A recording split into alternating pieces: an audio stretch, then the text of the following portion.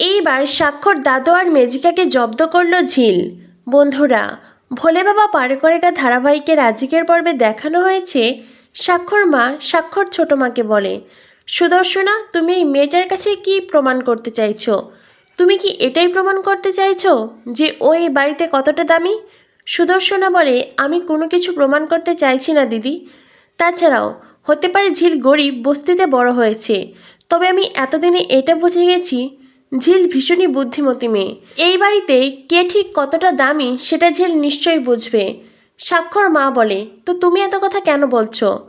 ক্রুশ, আমি তোমায় একটা কথা বলছি, তোমার বউ তো এ বাড়িতে থাকতে আসেনি, এসেছে অতিথি হয়ে, তো ওকে অতিথিদের মতনই থাকতে বলো না। এত কথা বলার কি প্রয়োজন? তাছাড়া এই বাড়িটা তো আমি আর শতরূপাই সামলাই, তাই না? ও কেন এত বেশি কথা বলছে?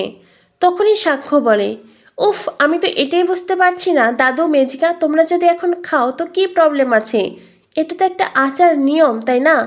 তাছাড়াও ছোটো মা, তোমায় বলছি, তুমি অযথা সবাইকে অপ্রিয় কথা বলে খারাপ হয়েও না। আর মা, তোমাকে বলছি, ছোটো মা খুব একটা খারাপ কথা বলেনি, কিন্তু ছোটো মা যেটা ঠিক সেটাই তো বলেছে। তখনই স্বাক্ষর দাদু বলে, শোনো, এটা যতই আচার নিয়ম হোক না কেন, আমি এই বিয়েটা মানি না। আর বিয়েটা যখন মানি না তখন কোনো নিয়মে আমি থাকতেও চাই না। স্বাক্ষর মেজিকা বলে, তাই তো, যে বিয়েটাই মানছি না সেই বিয়ের আচার নিয়ম পালন করার তো কোনো প্রশ্নই ওঠে না। ঝিল বলে, একটা সময় ছিল যখন আমিও বিয়েটা মানতে পারিনি, আর মানতে পারিনি বলেই চলে গিয়েছিলাম। কিন্তু কি বলতো, এখন তো আমি সব কিছু মানছি। আর তোমাদেরও বলছি, তোমরা হয়তো এখন বিয়েটা মানতে পারছো না, তবু তোমাদের বলছি, তোমরা হয়তো এখন বিয়েটা মানতে পারছো না, হয়তো বা মনে করছো আমি তোমাদের যোগ্য নই। ঠিক তেমনি আমিও কিন্তু এটা বলিনি তোমরা আমার যোগ্য, আমিও তোমাদের ঠিক আমার যোগ্য মনে করি না, তবুও তো সবটা মানছি, ঠিক তেমনি তোমরাও মেনে নাও না। ঝিলের কথা শুনে চৈতি বলে, ঝিল, তুমি কাকে কি কথা বলছো? তুমি কি পাগল হয়ে গেলে? ঝিল, আমি বুঝতে পারছি তুমি হয়তো কার সাথে কীভাবে কথা বলতে হয় এটা জানো না। কোনো প্রবলেম নেই, আমি তোমাকে ঠিক তৈরি করব, এই বাড়ির যোগ্য বউ হিসেবে তৈরি করব। কয়েকটা দিন সময় অন্তত আমায় দাও, আর এখন এ ধরনের কথা বলো না। ঝিল বলে, চৈতি ম্যাম প্লিজ আপনি চুপ করে থাকুন না, দেখছেন তো আমি কথা বলছি। ঝিল স্বাক্ষর দাদু আর মেজিকাকে বলে, শুনুন, আমি তো এখন এই বাড়ির বউ, সামাজিকভাবেই আপনাদের নাতি আমাকে বিয়ে করেছে। এখন যদি এমন হয় যে আমি আজ এই বৌভাতের দিনেই বাড়ি থেকে বেরিয়ে গেলাম, আপনাদের পরিবারের মান সম্মান থাকবে তো? এটা শুনে স্বাক্ষর দাদু আর মেজিকা তো ভারী ফাঁদে পড়ে যায়। তখনই ঝিল বলে, শুনুন, একটা কথা কান খুলে শুনে রাখুন, আপনারা যদি এখন আমার হাতে ভাত না খান তো আমি এক্ষুনি বাড়ি ছেড়ে বেরিয়ে যাব। এতে করে আপনাদের পরিবারের মান সম্মান থাকলো কি থাকলো না সে বিষয়ে আমার কোনো দায় নেই। কি আপনারা খাবেন তো? উত্তর দিন। তখনই স্বাক্ষর মা বলে, তুমি তো আচ্ছা মেয়ে। তাছাড়াও একটা কথা জেনে রেখো, বাবা আর মেজো ঠাকুরপো তারা কখনোই নিজেদের অসম্মানিত করে তোমার হাতে ভাত খাবে না।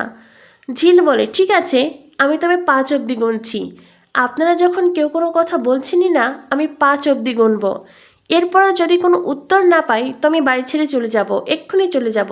আর ছোটো মা, তোমাকে বলছি, তুমি তো আমার জন্য অনেক কিছু করলে, কিন্তু বিশ্বাস করো এখন আর আমার কিছুই করার নেই। ওনারা যদি আমার হাতে ভাত না খান তো আমি চলেই যাব।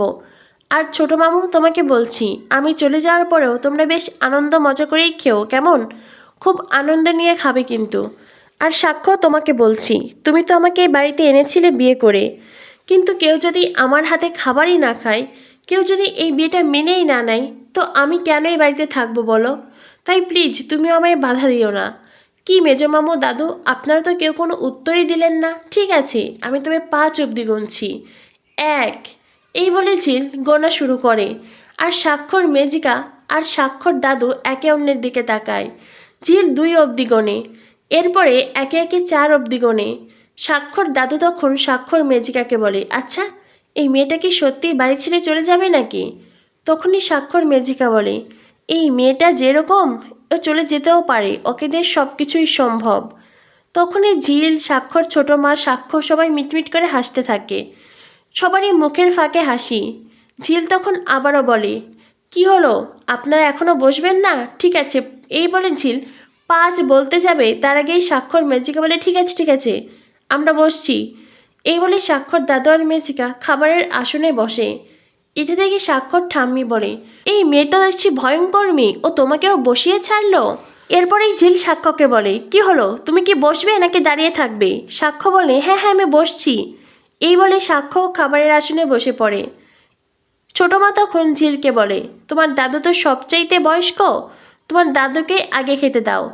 এরপর ঝিল তার দাদুকে খেতে দেয়, আর তারপরে একে একে সবার পাতে খাবার বেড়ে দেয়।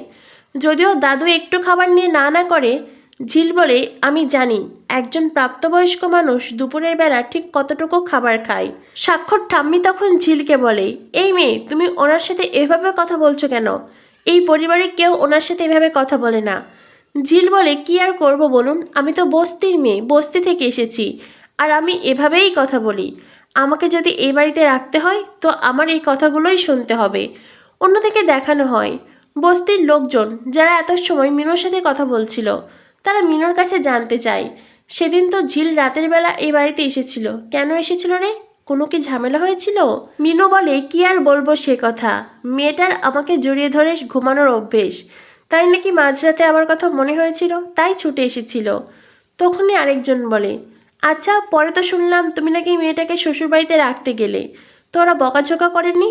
মিনু বলে, করেছে তো, আমাদের বাড়িতেও যদি এমন হতো আমরা কি বকাঝকা করতাম না, কথা বলতাম না? সেরকমই করেছে, শাসন করেছে।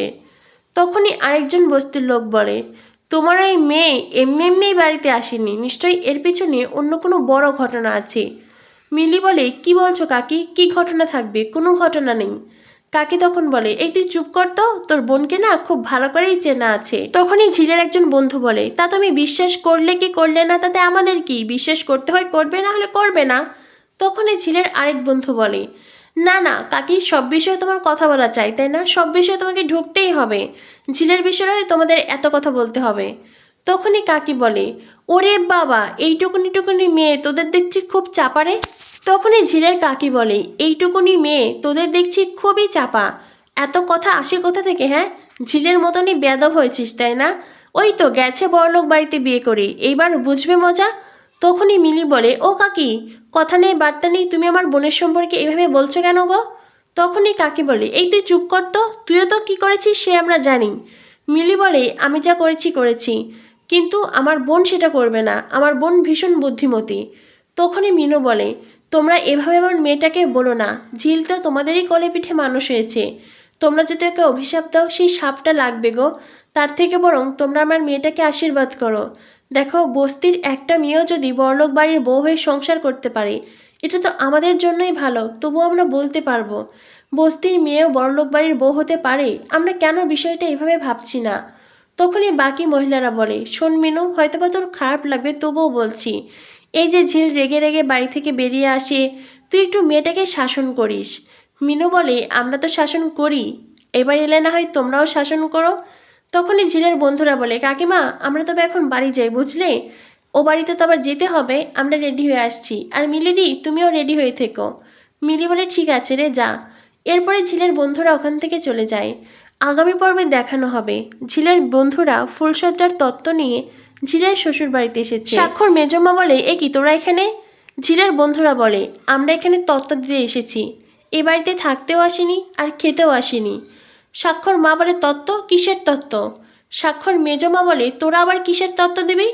তখনই স্বাক্ষর ছোটো মা বলে, বারে, ঝিলের পরিবার গরিব তো কি হয়েছে, তাই বলে কি মেয়েকে ফুলসজ্জার তত্ত্ব পাঠাবে না?